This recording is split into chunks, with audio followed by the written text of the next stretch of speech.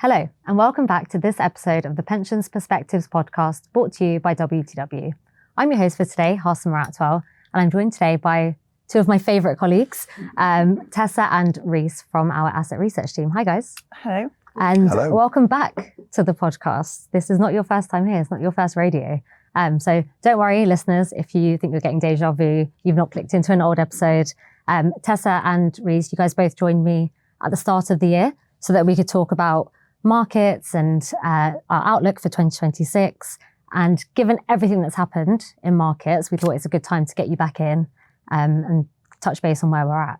And when we say everything that happened in markets, we really do mean everything. I feel like there's been so many twists, so many turns in markets this year, and it's made it even harder for investors to figure out what's just noise and what's signal. So we've got you both back in, and we're going to get your expertise on the matter. There is a lot to discuss. There's a lot to touch on. So to try and focus our conversation a little bit, we have reached out to our lovely listeners to get some questions in. So I'll test you with some of those listener questions.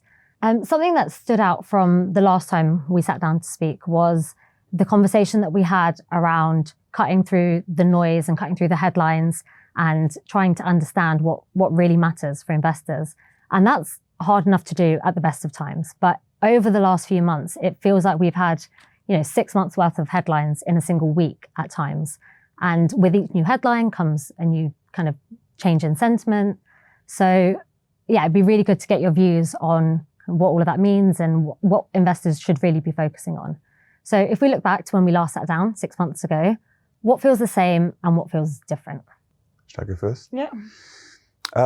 So going back to the start of the year, kind of summarising the outlook into a few sentences, it was supportive monetary and fiscal policy, and healthy household and corporate balance sheets. People are in a good position to be able to spend money in the economy, and obviously very large amounts of AI capex looked quite likely to deliver pretty strong growth across a number of developed regions. So most notably the US, but also the Eurozone and Japan. Like you said, it's not been a quiet first 6 months of the year. So thinking of a few things that have happened, obviously, the US-Iran situation and the impact on oil prices is one thing. That oil price impact has led to a big shift in market expectations of central bank policy. So a lot of central banks were expected to ease policy throughout this year. If we go back to the start of the year, and now we've already had a hike from the ECB, and a number of the central banks have priced in markets to increase interest rates. The third point I was going to make was in the US, so the labour market, we noted at the start of the year as something that's like a key risk to watch. Like if we saw a material weakening in the labour market, that potentially could lead to growth slowing down potentially. And actually we've seen the labour market stabilise and strengthen so far. So we had some data in the last week, which was a little bit weaker in the last few months, but the few months before that, the number of jobs added to the economy and the unemployment rate had kind of both. So the number of jobs have been very strong, and that brought the unemployment rate down in the first 6 months of the year. So that's probably something which has surprised a bit to the upside.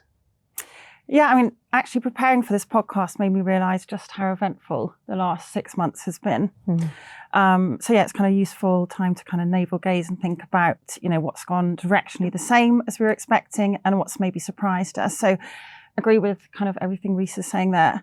I suppose if we apply a different lens in terms of themes, which is a big thing we were talking about at the start of this year, geopolitics, AI, the technological revolution, two really big things that we were talking about at the start of the year. So geopolitics in particular, we spoke about at our Mix conference this year and last year in terms of the new paradigm that we're in. So both of those, we expected them to be meaningful. I'd say obviously the surprise is the kind of US-Iran kind of conflict, the supply shock that led to as well. But yeah, I suppose if we take a step back, we know that we're in a new era geopolitically. And a point that we made last time that Reese made was around having a framework and not reacting to the news. And that has played out well for us over this year. particularly with the AI, which I've mentioned a bit less, but we've just had stellar earnings. So it really shows the importance of not being headline driven and being more driven by a framework. You're absolutely right, because I remember when we sat down, we were talking about geopolitics a lot and the fact that that's going to be such a driver of markets, and that's definitely played out. What lessons should investors take from what we saw happening in markets towards the end of February into March?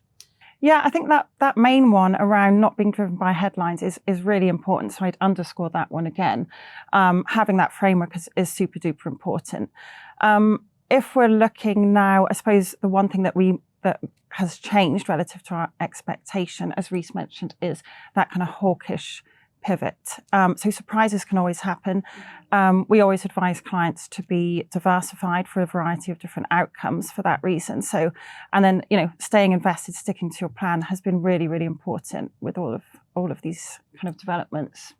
I do, yeah, that last point there about sticking to your plan, I feel like the conflict and the reaction of markets is a reminder to think about investment over the long term and not be reactive to kind of short-term volatility in the markets. Would you agree with that? Is that definitely something that we're doing internally as well?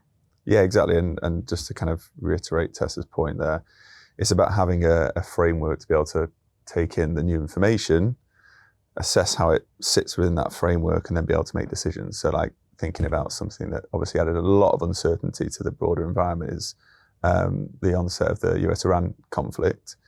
And so using scenarios in that situation can be very helpful to think, okay, for this to be really impactful, that I need to adjust portfolio strategy. The starting point is inflation and growth needs to be meaningfully impacted over the next year.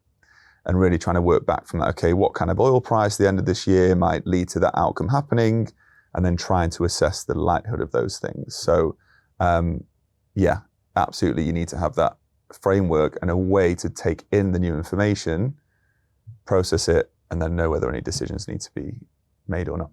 So based on what you've just said there, taking in new information, over the last few days, we have seen the rhetoric coming out of the US and Iran heating up, and markets have reacted somewhat. Oil prices have increased slightly. What's the current state of play? Where are we at? Well, yeah, I was reflecting on this point as well recently. So there is a reason that oil didn't shoot up to $200 per barrel that some experts were expecting in this kind of recent crisis. So we have seen a degree of rebalancing on both the supply side and the demand side. So actually the supply that was withdrawn from the Strait closure and the disruption there, which was 20%, as we know, 20% of oil flows through there.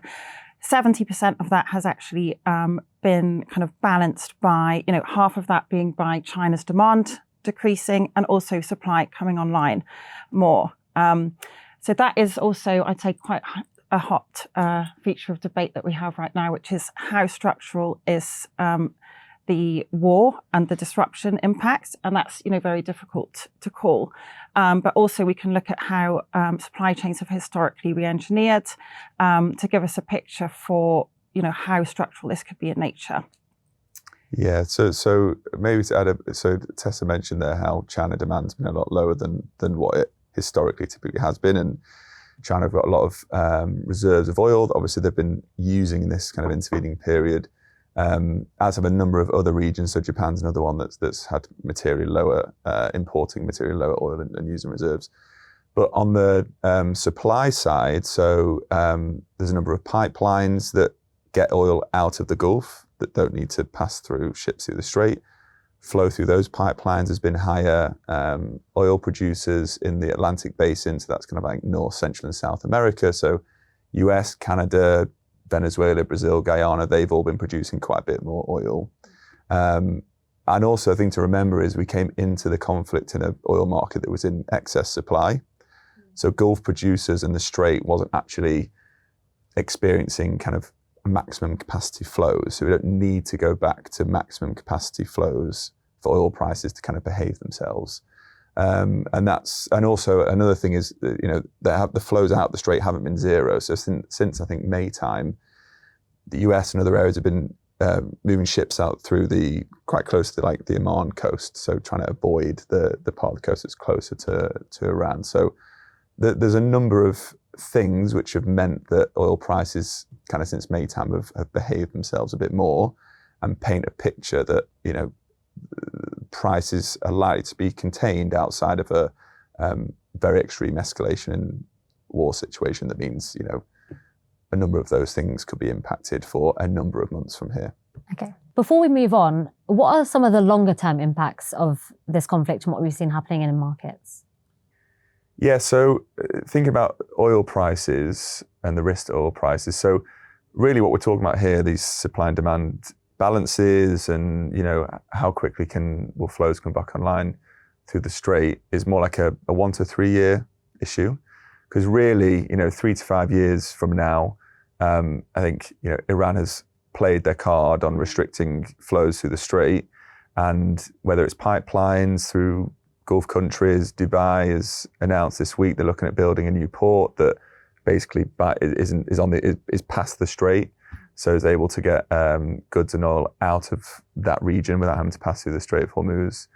And reporting has said that potentially could be online in kind of like 18 months' time. So this kind of higher volatility thing is more of a nearer term thing. Over the longer term, it's likely that the reliance on the Strait for these flows is going to be much more limited. I appreciate we could probably do a whole episode just talking about the conflict and the impact that that's had on markets, but there are a number of other topics I'd like to touch on while we've got you in the studio today. And so if we turn to our listener questions, something that I noticed when I was reading through the questions that we had in is that a lot of them are focusing on the same topics that we were talking about 6 months ago: inflation, rates, AI. So it's not, the world's not really moved on too far, although some of the nature of the underlying exposures there might have changed. So let's talk through that. Let's go through the first question. So the first one I have is, what's been the biggest surprise from central banks this year? And do you think we're heading towards a higher for longer interest rate world, or do we expect that rates will ultimately come down? Yeah, I can say that one. So the biggest surprise, or at least change, has been, you know, the Fed in the US, previous chair of the Fed, Jerome Powell, was going out. There was a selection process, and Kevin Walsh has been selected and come in. And that all happened in the crisis. That felt like, you know, those two things were happening. So what did that, I know we said we stopped talking about the crisis, but did we see any kind of heating up or anything happening as a response to that? I don't, not necessarily. I mean, the conversation through that whole period of being selected was lots of talk about, you know, what's the direction of policy. Obviously, earlier in the year, markets are expecting rates to come down. The things that Kevin Walsh had spoken about pointed towards the likelihood that rates were going to come down, talking about kind of these big productivity gains coming from AI capex, and that leading to a situation where rates could be moved lower for a given level of growth. And obviously, like you just said, while all that was happening, the US-Iran situation escalated. And since then, obviously, higher oil prices have fed through to inflation. Although on their own, you know, oil is included in headline inflation. Okay. For it to flow through to core inflation, which is typically the thing that central banks focus on, it really needs to flow through to a wide range of prices of things within an economy and start to lead to wages increasing, because higher wages means people have more money in their pocket, they go and spend more money, and it can create this kind of cycle of inflation being a bit sticky. And that's been a big shift, in that markets are expecting the new chair to really push for rates to be cut. And that the message at this first meeting wasn't that. It was we're kind of waiting and seeing to look at the data, but if anything, a slightly more hawkish message rather than one that was likely to lead to interest rates falling. But markets do feel a bit stuck between a world where they hike and a world where they don't. Like, the Fed doesn't typically hike rates like 1.5 times, which is what markets are currently expecting over the next 6-9 months or through into next year. So markets are really pricing this one world where, you know, maybe 50% of one world where inflation becomes stickier, growth continues to be strong, maybe wages start to reaccelerate, and the Fed needs to hike a number of times, and also a world where the Fed can kind of ride out this little bump in inflation that's come from oil prices, and that, you know, the labour market leads to wages continuing to cool, and really it doesn't present an inflation problem that they need to lean into and then kind of hold rates where they are, that's kind of restrictive enough, and eventually start cutting rates in 2027. And is that the same story for the Bank of England, or is it slightly different on this side of the Atlantic? I mean, similar drivers. We know that the UK is the most exposed, particularly to gas and, well, broader energy prices as well. So if we did get that kind of risk scenario that Reece was outlining and that we're talking about with kind of more elevated kind of energy prices and inflation, clearly that's more consistent with kind of higher near-term rates. I suppose the other key difference is there are weaker fundamentals in the UK.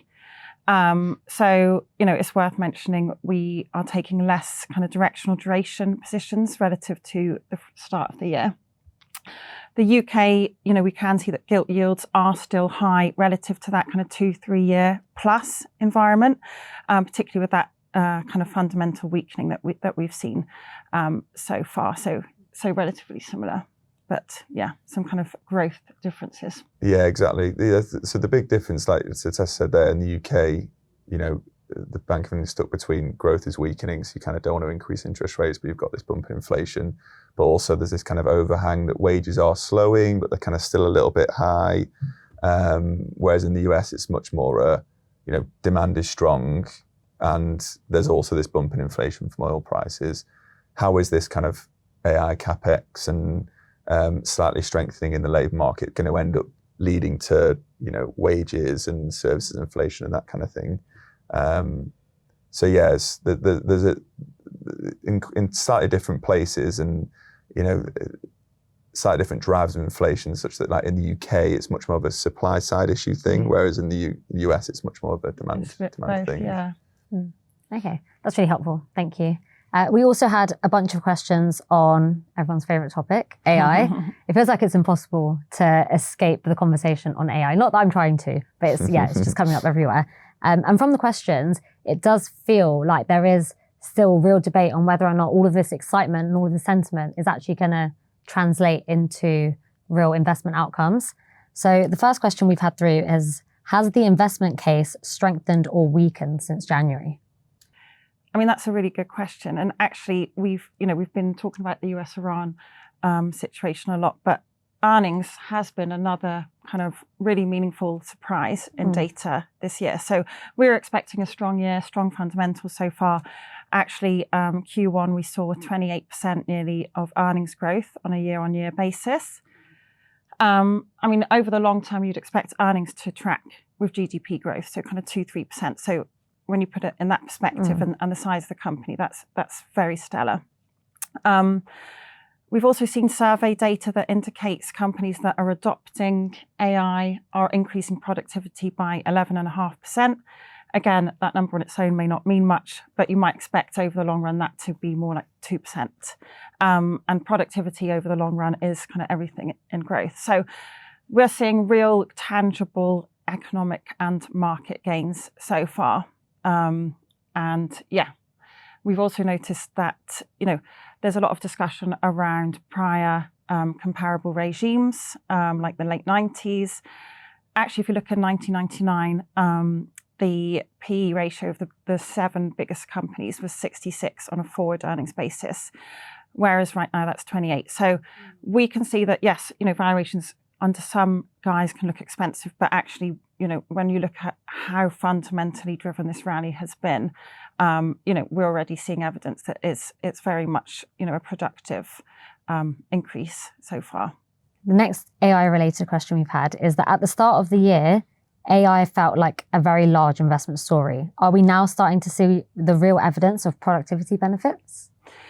Yes, I feel like I covered that a bit, but I've, as always, got more to say on AI as well. So, yeah, actually, we were discussing this earlier about like historical analogies. And we were saying how, actually, I think you were making the point that the market in general, there's no such thing as just AI. We do look at the hyperscalers, the chip makers, and, the sort of picks and shovels companies as a bit of a proxy. But if we take a step back under the bonnet of portfolios and markets, there already is this big pivot towards AI in every kind of corner. I suppose if we look back to prior examples, maybe internet or electricity, the advent of those, you might talk about an internet company or an electric company. Now every company is an internet company or an electric company, right? Every company is using these new technologies. So the next phase of productivity is very much going to be on the adoption of new technologies. And I suppose that's something we're examining. It's quite hard to get to the bottom of where those gains are going to be. We're still so early stage. But economics-wise and markets-wise, I think that's probably the main reason that we are still very much kind of overweight on our risk positioning as well. And one other thing to add in there, and hopefully Tessa knows the number I'm thinking of because I've not got it in my head, but at the start of the year, we're expecting kind of broader AI capex to grow 2026 on 2025 something like 40%, which was already a very big number. And in the US, is going to add a percentage point on its own to GDP. And there's been a number of revisions in the first 6 months of this year, and now that number's higher than 40%. It's 77 we saw in Q1 year over year. So it's a large number that's driving real growth in the economy. And yeah, I think to the point Tessa made, like there's real comparables of say historic transformations, and you've got those particularly like the base layer or like the core infrastructure businesses. So like basically the ones producing semiconductors, which have significantly outperformed just because there's just so much growing demand and increasingly growing demand for their products, and those products are quite hard to just suddenly bring new production online. It's quite difficult to build a semiconductor factory. It takes years. Yeah, and maybe just one more analogy while we're on the Go topic. for it. We love an analogy. Yeah, a bit of a story, bring it to life. So, railroads along that line of what Reese is saying, along the kind of infrastructure that we're at now of that base layer. If we think back to, it was in the 1800s, the mid 1800s, there was actually a lot of excitement about railroads initially. And the share within kind of markets grew very rapidly. But then at that time, the real beneficiaries were the companies that were then able to transport goods and services much quicker. So, and I think that's where the narrative is going to shift going forward as well. Yeah, I had your colleague David Hoyerlin recently for an episode focused specifically on AI, and he was talking about the next stage from software-based AI into physical AI, and starting to kind of put building infrastructure to one side and starting to see some of the real winners and losers of AI coming out. So yeah, it'd be interesting to see how that all plays out, not just over the next 6 months, but over the next few years. You touched on it very briefly earlier, but I just wanted to go back to Japan. Something that comes out of the weekly outlooks that you guys very kindly share amongst the team is, there's a lot in there often about Japan. What is it about the Japanese economy that gets you guys so excited?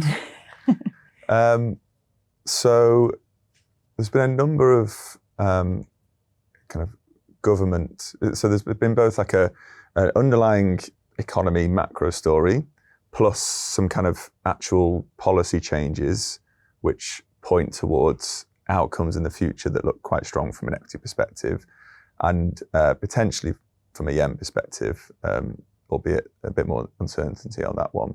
So, there's been growth and so Japan had nearly 2 decades of very low growth and inflation.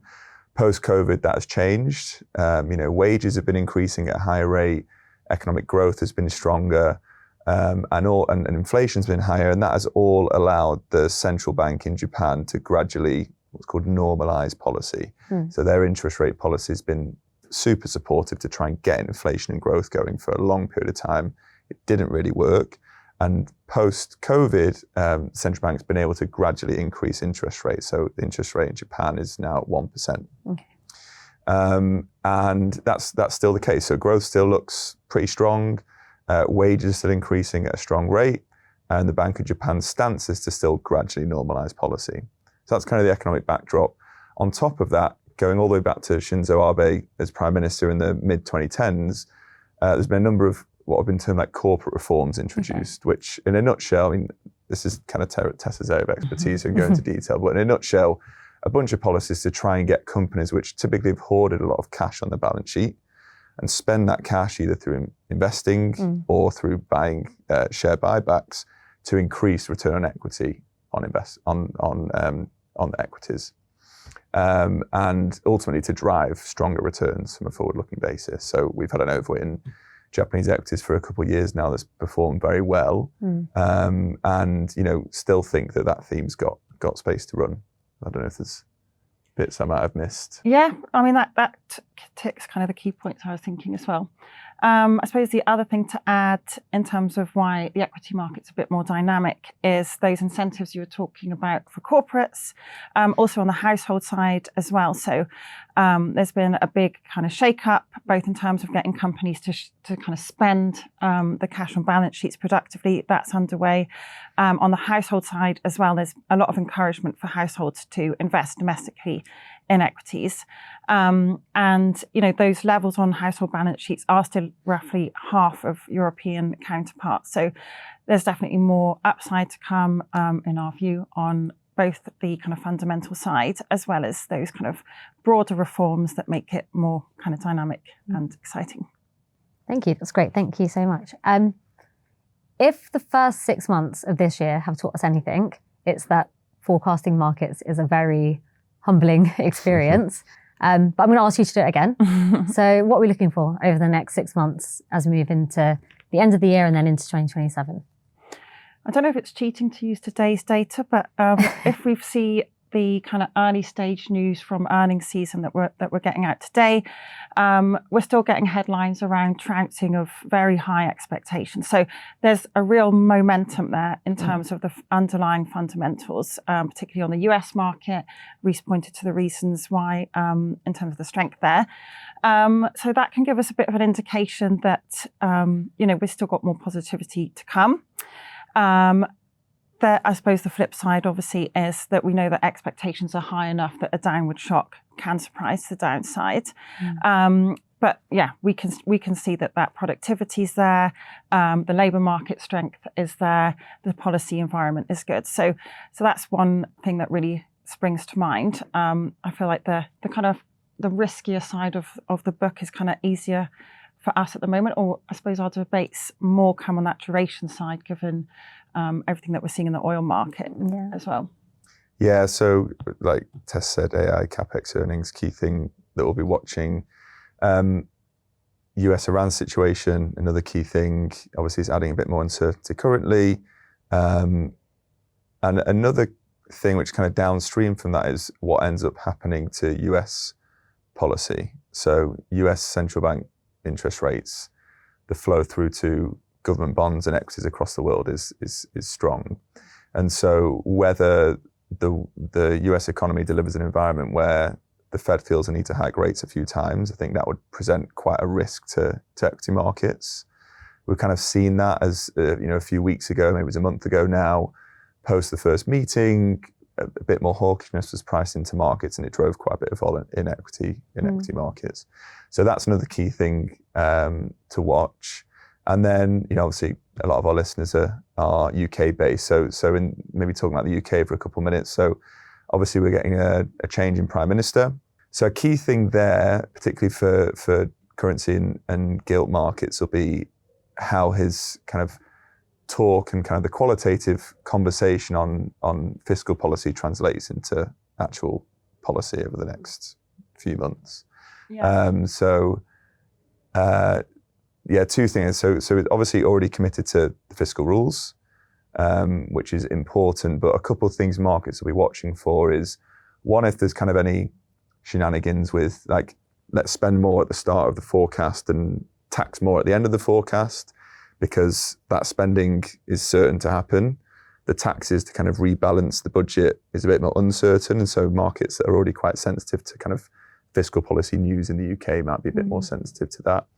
And also, PM Keir Starmer back in July or summer 2025 tried to bring in quite a few spending reforms, welfare spending reforms, which failed to pass because there's a bunch of, despite the fact that there's a very large majority by Labour in Parliament, a number of MPs just didn't support those policies. So if the new PM is able to get the broader party on side of this policy agenda, that'll be kind of another key thing to watch in the UK.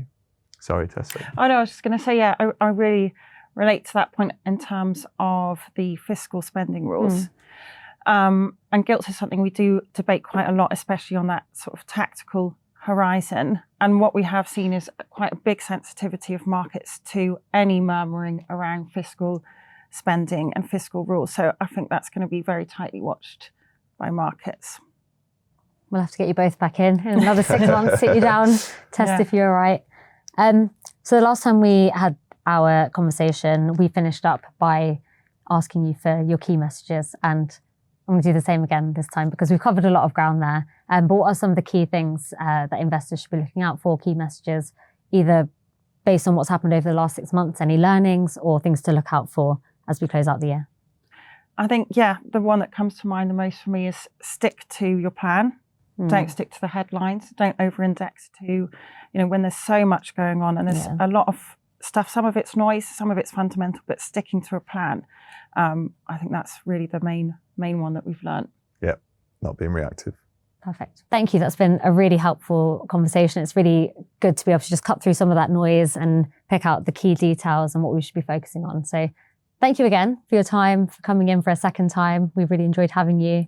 And you never know, might ask you back for a third time. Thanks for having us. Yeah, thanks for having us back. Been good.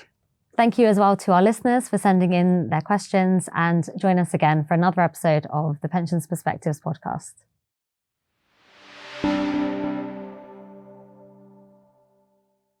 Thanks for listening. This podcast is for information purposes only and does not constitute financial advice.